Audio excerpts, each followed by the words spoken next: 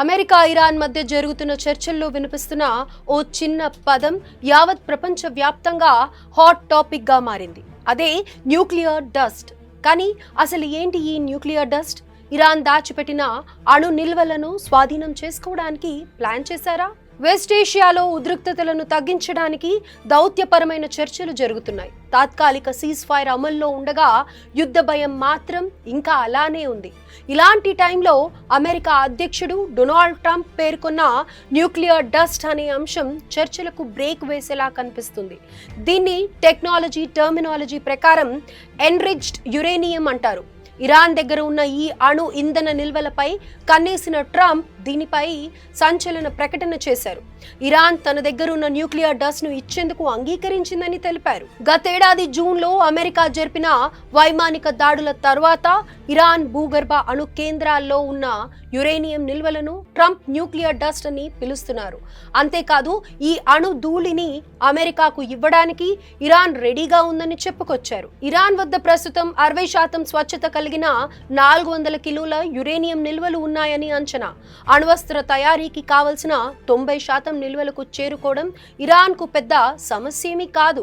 ఈ క్రమంలోనే అమెరికా గట్టిగా పట్టుబడుతోంది. ఇరాన్ అణ్వస్త్ర దేశంగా మారడం అగ్రరాజ్యానికి ఇష్టం లేదు. అది కాక ఇరాన్ను అమెరికా అస్సలు నమ్మడం లేదు. ఈ క్రమంలోనే నోటి మాటతో కాకుండా ఆ నిల్వలను ఇరాన్ భూభాగం నుండి పూర్తిగా తొలగించాలని చెబుతున్నారు ట్రంప్. ఇందుకోసం భారీ యంత్రాలను వాడి నిల్వలను తవ్వి తీసి అమెరికాకు తరలిస్తామని వెల్లడించారు. కానీ ఇరాన్ మాత్రం తన వైఖరిని మార్చుకోవడం లేదు.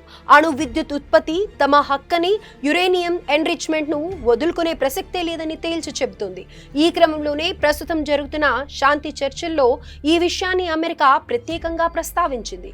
ఇరాన్ ఈ ప్రక్రియపై సుమారు 20 ఏళ్ల పాటు నిషేధం విధించాలని కోరుతుండగా ఇరాన్ మాత్రం 3 నుంచి 5 ఏళ్ల కాల పరిమితికి మాత్రమే మొక్కు చూపుతోంది.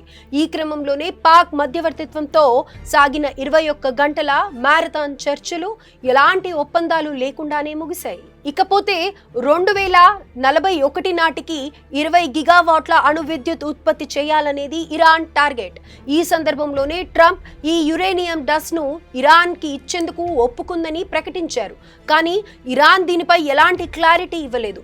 మరి ప్రస్తుత పరిస్థితుల్లో తన అణు నిల్వలను అప్పగించడానికి ఇరాన్ ఒప్పుకుంటుందా, లేక ట్రంప్ తెరపైకి తెచ్చిన ఈ న్యూక్లియర్ డస్ట్ వివాదం మరోసారి భీకర యుద్ధానికి దారితీస్తుందా అనేది ప్రశ్నార్థకంగా మారింది. ప్రస్తుతం ఉన్న ఉద్రిక్తత పరిస్థితుల్లో అటు అమెరికా కానీ ఇటు ఇరాన్ కానీ మెట్టు దిగకపోతే వెస్ట్ ఏషియాలో మరోసారి యుద్ధ మేఘాలు మరింత దట్టంగా మారుతాయనడంలో ఎలాంటి అనుమానాలు అవసరం లేదు.